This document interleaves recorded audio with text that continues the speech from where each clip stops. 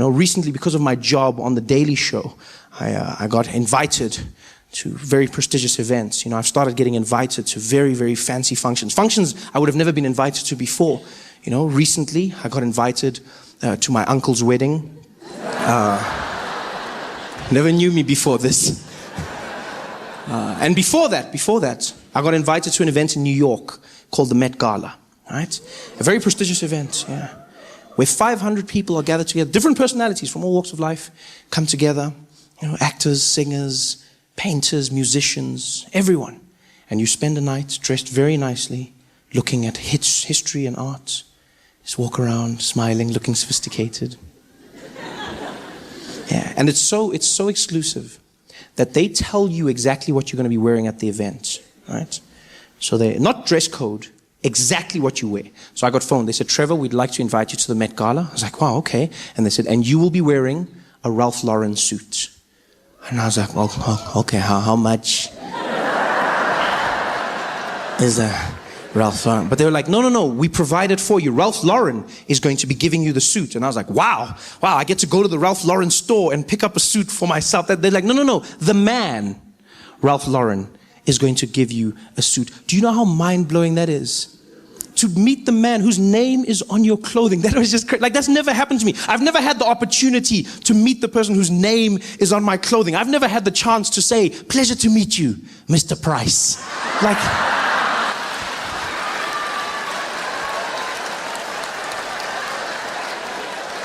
this is a new world for me. Here I am wearing his suit, invited to the Met Gala. And they tell you it's going to be a fun affair, you're going to have a great time. You get there, you eat with some people, you talk, you laugh, you walk the red carpet, which sounds like fun. Red carpets sound like fun. Walk down a carpet, people take pictures of you. Yeah, it's a lot more stress than it seems. Because you have to look perfect. I didn't know this. Like, you have to look perfect all the time. And they're so strict about it that they have a tent at the beginning of the red carpet that you don't see on TV. And in that tent, they prepare everybody. All the celebrities stand in the tent together, and then they make sure everyone's dress is perfect, everyone's hair, nothing is crumpled up, nothing, and you stand there, and everyone's there together, which is really cool because you see all the celebrities like getting dressed basically, and you know everyone. They don't know you, but you know all of them. So like, you're there, you're just looking at people, and people are very nice. You're like, hey, how are you? It's like, oh, hi, I'm Trevor. Trevor, nice to meet you. It's like, oh, Beyonce. You're like, yeah. Come on. Yeah, I know you from my bedroom wall. I know you. But you can't say that. You see, because you gotta look cool. You gotta look like you belong. So now you're meeting people that you know, but you gotta act like you don't know them, which makes you look like a jackass, because now I'm there like, Trevor, Beyonce? Beyonce, did I say it? Beyonce? Nice to meet you, Beyonce. Pleasure. JZ, nice to meet you, sir. Yes. You just look like an idiot. So I'm standing there getting ready with everyone. And then there's a guy who basically tells each person to walk out one at a time. Each celebrity, you walk out onto the red carpet.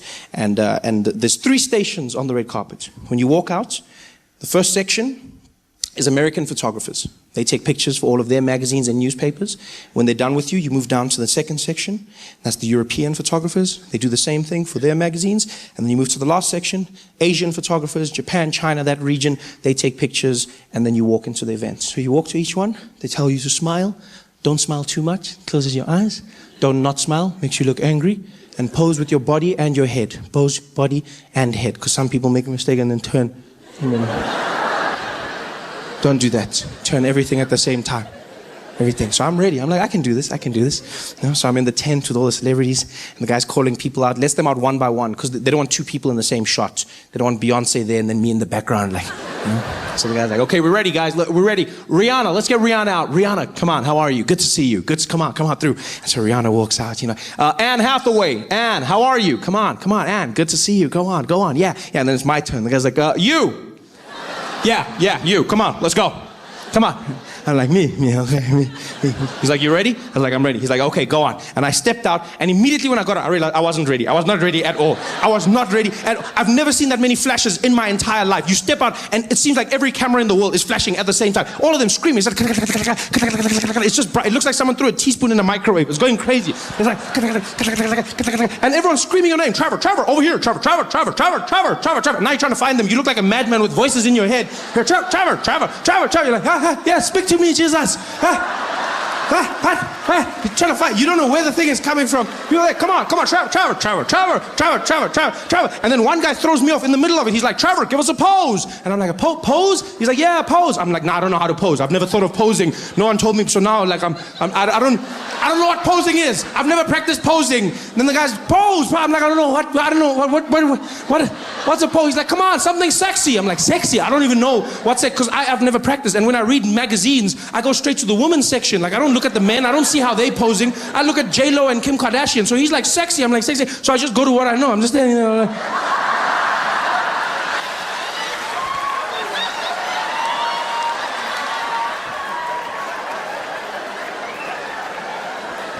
I was like, what the hell? Okay, stop that. Okay, that's good. Okay, go on. Good job. I was like, okay, that was stressful. So I moved down to the European section.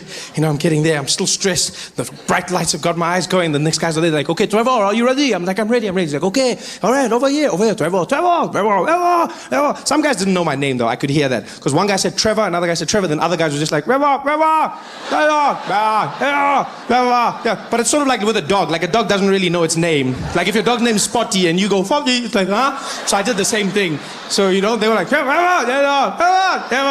I'm sure there was one guy who hated me and he was like, never. And I was like, I didn't care. I was in the mix. I was posing. I was sexy. I was doing my thing. I was loving it. And the guy's like, okay, good job. Go on. And I walked down and I went to the Asian section. And I stood there and all the photographers were ready. And then they just looked at me.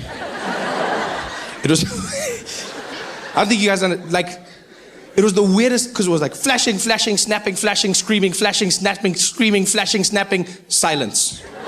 I got there, and they just looked at me.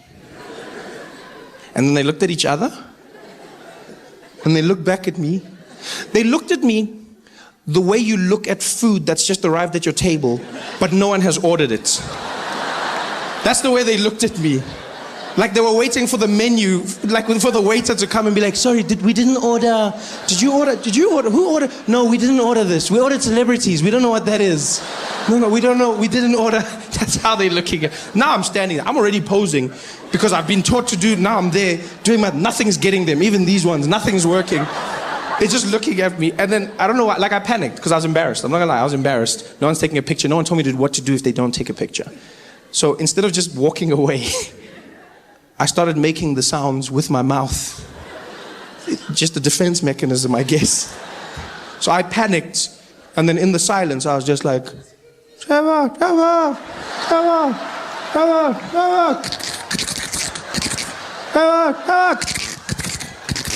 And now they're just looking at me like, Trevor, good job. And I was like, man. Hey there, thanks for watching. Now, all I need you to do is click on that little circle on your screen. Yeah, that one. Oh, yeah, just like that. Hold on. Yeah, click. Nice.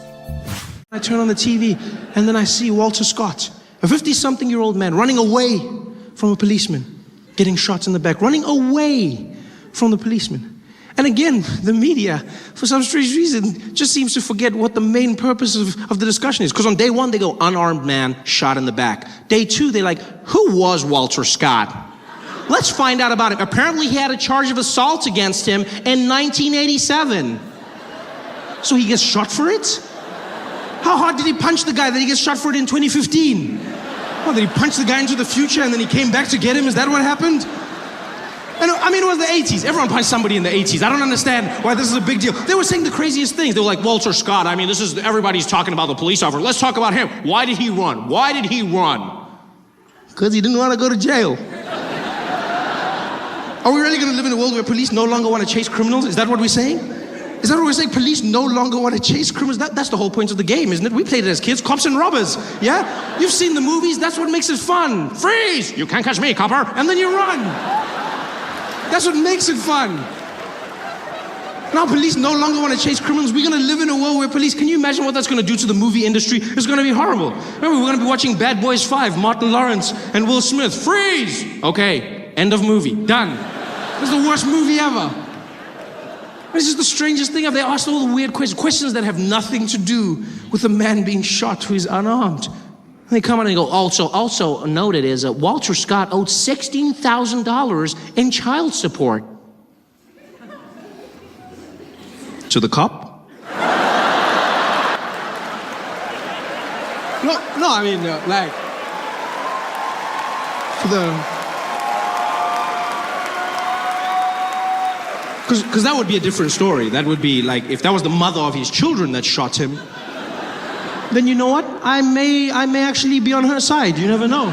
Yeah, I might have been there like, you know what, sister? You shoot him in the back, girl. That's right. You shoot him thinking he ain't gonna pay after he play. You shoot him in the back thinking he gonna run away from his responsibilities. Shoot him dead. But this has nothing to do with it. A policeman shoots an unarmed man, he's running away. And then they have the crazy nerve to say, this officer feared for his life. He was afraid. Afraid of what? The man's running away. There's nothing less frightening than somebody running away from you. That is the definition of fear. He's running away. The only thing he could have done to be less threatening is to cluck like a chicken as he did. There's nothing less frightening than a man running away from you. Like, what are you afraid of? You can't say he was running away. I was afraid. Afraid of what? He's running away from you. That makes no sense. You're seeing him from behind. No one's threatening from behind. They're running away. There's no one who's frightened. Like maybe Kim Kardashian, but nobody else. He's running away from you. You shoot him in the back. And I was like, yeah, I was afraid. Afraid of what? What do you have, abandonment issues? Why would you shoot a man? My dad left when I was 5. Makes no sense. So I don't know how not to die. And here I am in my car on the side of the road in a random street in Los Angeles. And the whole time I'm just like, I don't want to die. I don't want to die. I don't want to die. And the policeman, he gets out of his car and he starts walking towards me. And his hand is by his side and it's doing this. And I've watched Westerns. I know what this means. This is never good. This never turns into friendship.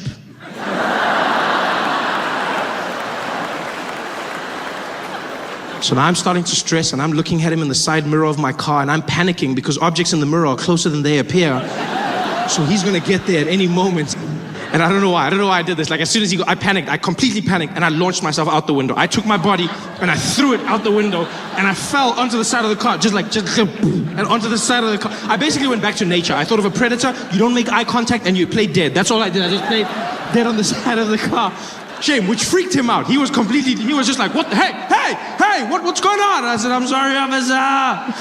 I'm sorry. He's like, sure, what are you sorry for? I said, whatever it is that's gonna make you shoot me, I'm sorry. I'm sorry, officer. He said, sir, get back in the car. Get back in the car. I said, no. I don't want to die. Please, I'm not falling for that trick. Please, officer, I'm sorry. I'm sorry. He's like, sure, I'm not going to kill you. Just get back in the car. Get back. And I mean, Shane, this guy was just as freaked out as I was. I'm not going to lie. Because I mean, when I put myself in his shoes, what does he do? Imagine that you're standing on the side of a guy jumps out of his own car. He can't even call for backup. What does he say? 10-4, I need backup. I mean, what do you need? I got a black guy killed himself. 10-4, you gotta make something up better than that. We'll back you up, don't worry. Like you can't, like what do you say? It's just like weird. The guy's freaking out, I'm freaking out. And I'm lying there. And this guy, he approaches slowly, he finally gets to me and lifts my arms and he's like, get back in the car, sir, get back. And he stuffs me back into my window. Get back. I'm like, no, I don't wanna die. Please, I don't wanna die. He's like, sir, calm down. Okay, I'm sorry. He's like, sir, have you been drinking? I said, no, sir, I haven't been drinking. I said, okay, calm down. Do you know why I pulled you over, sir? I said, it's because I'm black. And now, I wasn't being an ass, nor was I joking. I'd just been informed that as a black person in America, if you drive a really nice car, there's a good chance you're gonna get pulled over by the police. Yeah, so in my world, he was doing his job as I had been told. Yeah, I wasn't judging him. In fact, I was a little flattered. I was like, well, thank you very much, Mr. Officer, for noticing this bad boy right here. That's right, 2015, baby. I was really excited. He was more freaked out though, because I said to him, I said, it's because I'm black. And then he did this thing that I've come to learn is the reaction of white people in America, who, when they hear information they can't process fast enough, have this thing where they smile on the outside, but on the inside, it's almost as if they're short-circuiting. And He looks at me and he goes, I'm sorry, what? I said, because I'm black, that's why you pulled me over? And he goes, no, hey, no, hey, no, that is not, no, hey, who, I don't, no, that is not,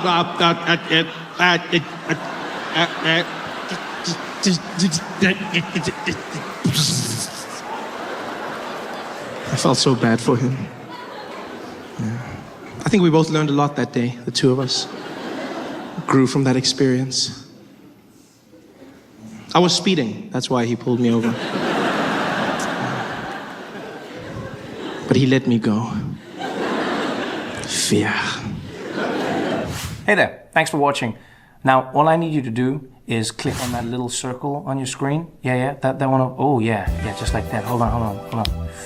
Yeah, click. Nice. We see America, you know. We watch your TV, we see your sitcoms and your news alike. We get everything from Idol all the way to Oprah. We love Oprah. We just, yeah, of course. I mean, especially in South Africa, we love Oprah. We love, no, because she gives us a lot of money. So I mean, we just love Oprah. She came out to South Africa and she built a school there.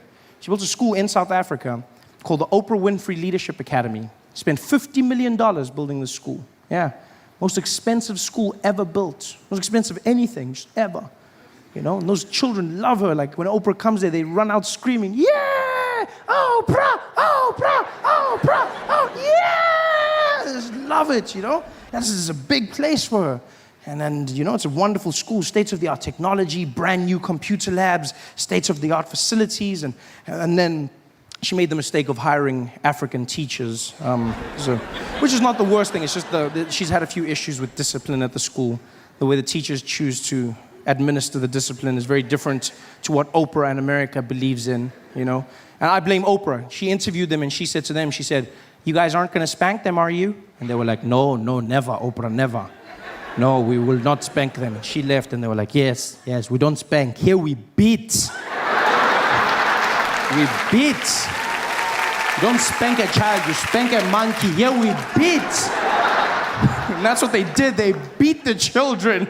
They just beat them, which is horrible. I know, I smile. I mean, it's horrible.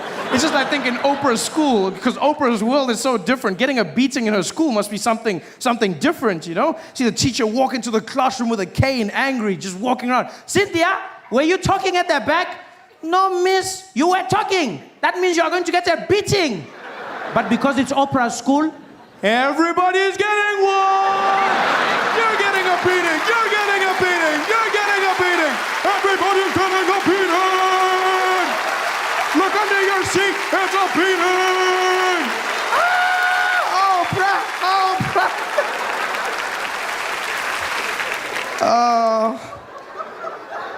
I'm going to hell for that joke. But that's we see you guys. We see you guys. A lot of people out here have that impression. I've learned that. Everyone has that idea. I learned that in small things, Like I do shows. I've been doing shows around the country, around the world, right? I've been blessed. And I remember one day, I'm in LA, and I'm doing a show, and we're sitting backstage, and this comedian comes in to the backstage area, and he's got a list of all the guys that are performing. And so he looks around, and he looks at the darkest guy in the corner, just the blackest guy he could find. And he goes, hey, yo, you the dude from Africa? And the guy looks up and he's like, nah, man, I'm from Detroit. He's like, all right, my bad.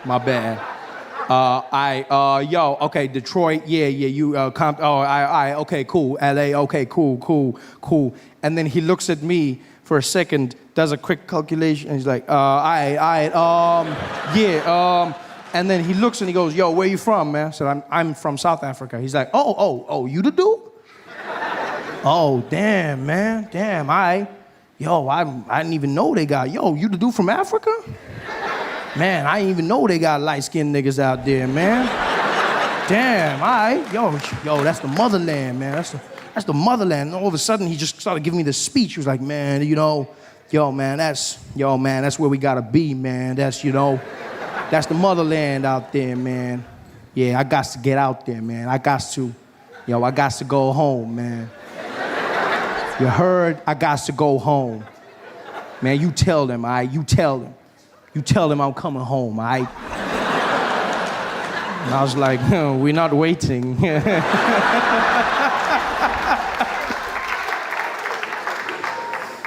Because I'm fascinated. I think that whole identity has come from the term African American. This is something that's fascinated me.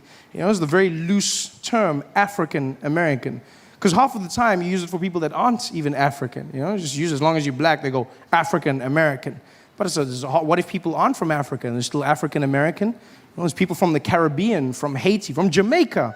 You know, they call it, yeah, African American. Guy's like, no man, I come from Jamaica, I know from Africa. I ain't never been there before, man. He's like, you want to stay? African American, man. Yeah. The prefix to American has become as important as American itself. I thought it was just American, but it's not. No, it's very important. You have the prefix. You know, you have African American. You have others like Latin or Mexican American. You have Asian American. You have the most interesting for me was Indian American, which I learned about during Thanksgiving. Indian American. And then I was told I'm no longer allowed to say this. He said, I now have to say Native American, which is redundant, is it not? Because if somebody's a native of the land they're still in, should you not then just call them American? How does that work?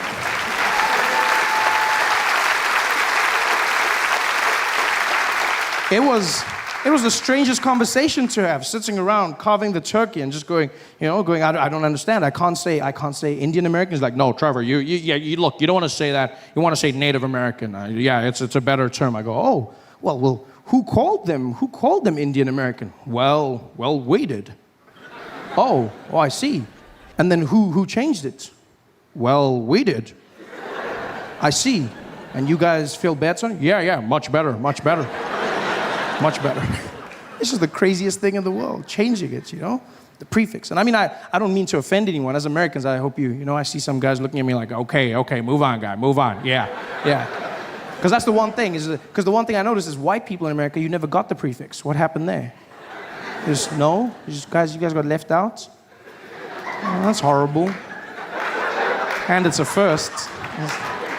There's nothing, you guys don't get a prefix, no. Sir, you don't want one? No? Just American? No? Euro American? No? Although, I mean, to be honest, Europeans would be like, no, they are not from us, please. No. No culture, they are not European. So then I get Anglo from the British. Anglo-American, is that more? No, you don't want Anglo. I don't know, Anglo-colonial American? Is that Imperial American? Death Star American? No, I'm kidding. I don't know. I'm still searching for the answer. My two favorites so far have been, I was traveling in the South, and a gentleman shouts it out. He said, you can call us Super American. Very well. And my favorite was a man in Atlanta who looked at me and he said, why don't you call us Honky American? And I'd never heard of that term. I'd never heard of the word honky before. Because isn't honky the same thing you use for like your car? That's like, and the thing that clowns use, honk, that's honky. That's the most honky American. That sounds like a bad children's character for white imperialists, It's like there's Barney, there's Ronald McDonald, and there's Honky. This is like, he's coming out singing to all the white kids, it's Honky, he's gonna teach you how to be white honky, it's Honky. Remember kids, white is right, it's Honky. It's the craziest thing ever, honky. I really don't, please don't get offended. If you're American and you're offended, I really hope that I'm not offending you. I mean this because I am scared of you. No, really. The world, you don't understand. The world is shit scared of America. Like America, because you guys, you've been fighting wars since World War II? You guys haven't stopped. Like America. No, it's true. America's just like the most badass. America's like that really buff guy on the beach, just like not messing around, just walking around. Just like, you do not mess with America. It's like, if America catches you building a sandcastle, it's like, what are you doing? No, America, it's not what it looks like. It's like, ah! The only time people build sandcastles is when they're gonna attack. Stop that! Is that a bucket? No! You know, America's like, yeah, America's that super, because you guys have the best army in the world, and you say, America's that big guy that walks down the hallway, and the rest of the countries just stand on the side. Just like, don't make eye contact, don't make eye contact, don't make eye contact, don't make eye, and as America walks past, like, America's like, what was that? What was that? Iran, did you fart? No, America, I'm sorry, yes, I fart just a little bit, I'm sorry, America. Iran, were you farting at me? No, America, no, I don't fart at you. I just fart just by myself. Just fart on the back, not to the front. To the front, I say sorry. Please, America. Iran, was that a nuclear fart? No. Not nuclear fart, just beans. Lots of beans fart. Beans. No nuclear, America, please. I want to come in there. No, don't come in, America, please. Just fart, I'm sorry. It's just... You know, it's just, we're afraid of you. Don't understand. The whole world is afraid of you guys, you know? Because you guys have been fighting, and for a lot of good in the world as well. Don't get me wrong, you know? That's why you guys are so proud of your troops. Yeah, like the troops, right? You guys love the troops. Give it up for the troops. Yeah. Because I've learned in the biggest democracy, you need your troops. That's why the troops are so high up in America, so respected. The troops, you know, they're not number one though in the rankings. I'd say number one is more sports. Sports is the highest thing. No, sports is the biggest thing in America. Like that's just number one. It would be troops is up there though. So I would say the rankings would be sports, the Kardashians, the president, and the troops. That would be. Yeah, because you guys love the Kardashians. Like, let's be honest. Like Americans are just. I've never seen anything like it. Guys like, did Kim get home okay? Did she? Yeah? Okay, go. Yeah, check on Obama. Okay, cool. All right. Just, you know, that's the ranking. But sports is just not, wow. You guys love your sports out here. I've never seen more focus put on sports anywhere else in the world. Americans love their sports back to front. You analyze them, you worship them, you watch the game before the game, you watch the game after the game. You talk about what might happen in the game, you talk about what's happening in the game, and then you talk about what happened in the game and what could have and might have but didn't happen in the game.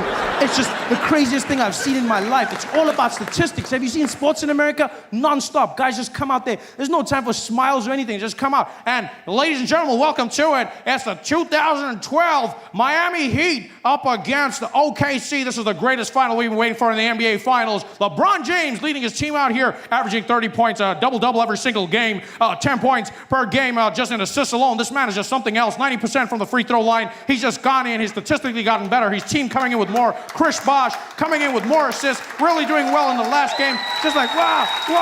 Numbers, stats. You guys know everything, every stat. Well, I mean, he's got 4 out of 5, and I mean, if you look at that statistic alone, it looks like he should be getting forward. He should be, and then it's just crazy. You know everything, and then you switch over to like your business channels and your economy, and you're like, what's happening in the economy this year, Bob? Well, nobody knows. I mean, nobody knows. Yeah.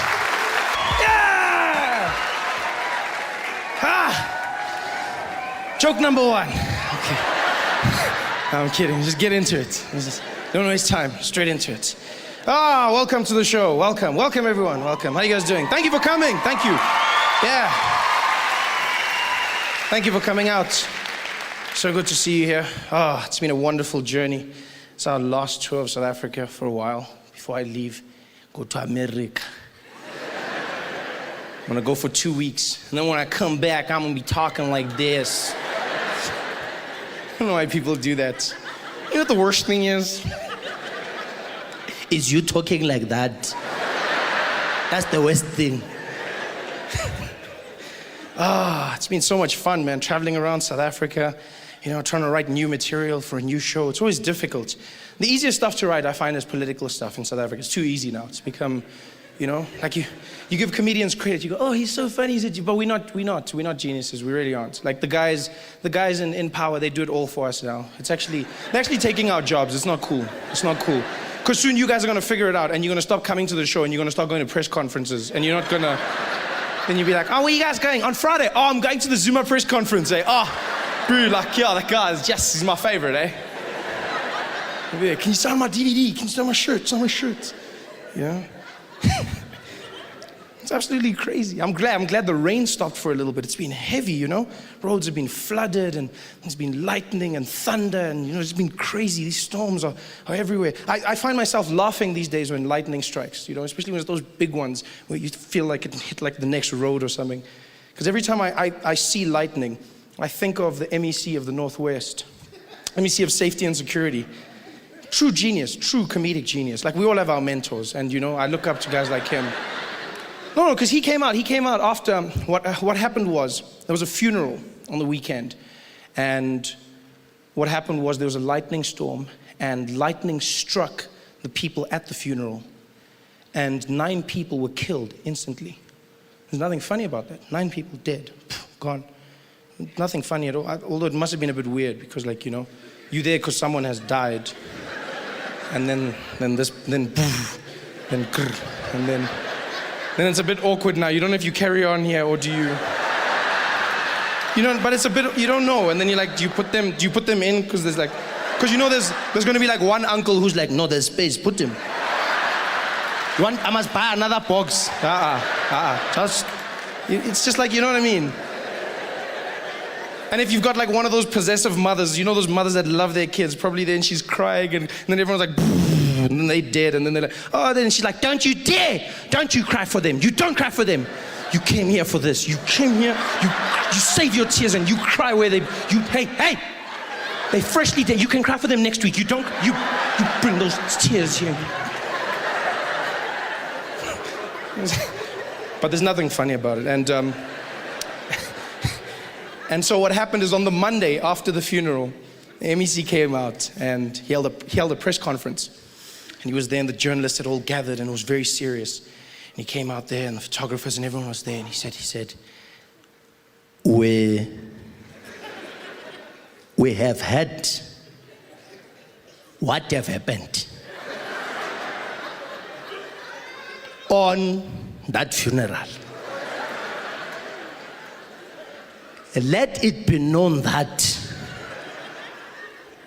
we will launch a probe and we will not rest until we know where does this lightning come from.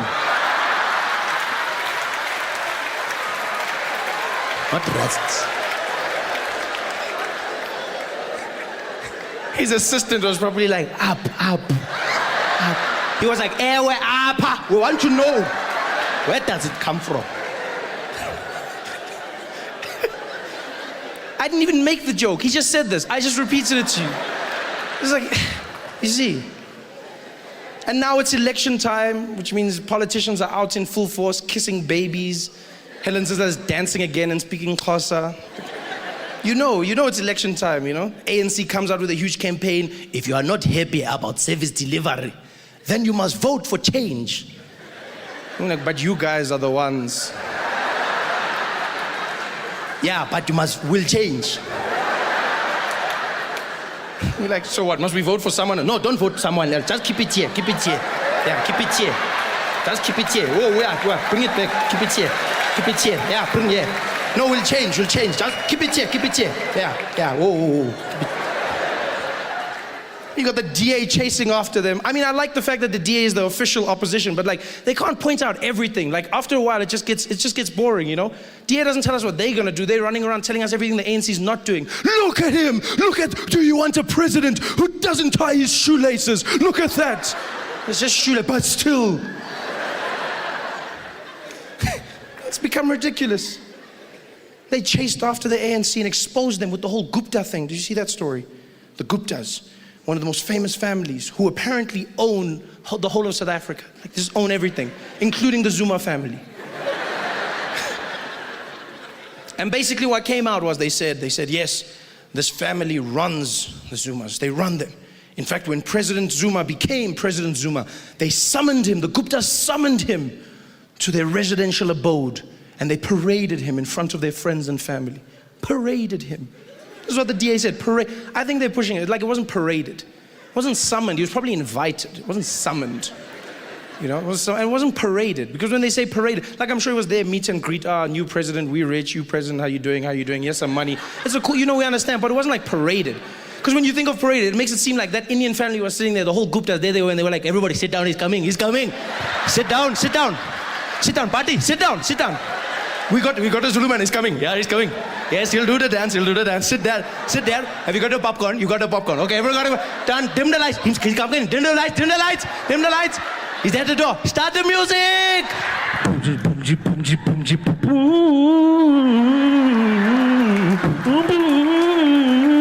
Jacob Zuma. It wasn't paraded. He was invited. And the DA said, we need to investigate these claims. We need to investigate them. We said, would you? They said, we'd love to investigate. We will get the best investigators we can. And they did. The DA went out and got the best investigators they could find. Investigators so good, they found that the Guptas had also given the DA money.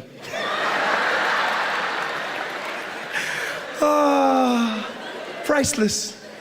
Hey there, thanks for watching. Now, all I need you to do is click on that little circle on your screen. Yeah, that one. Oh, yeah, just like that. Hold on.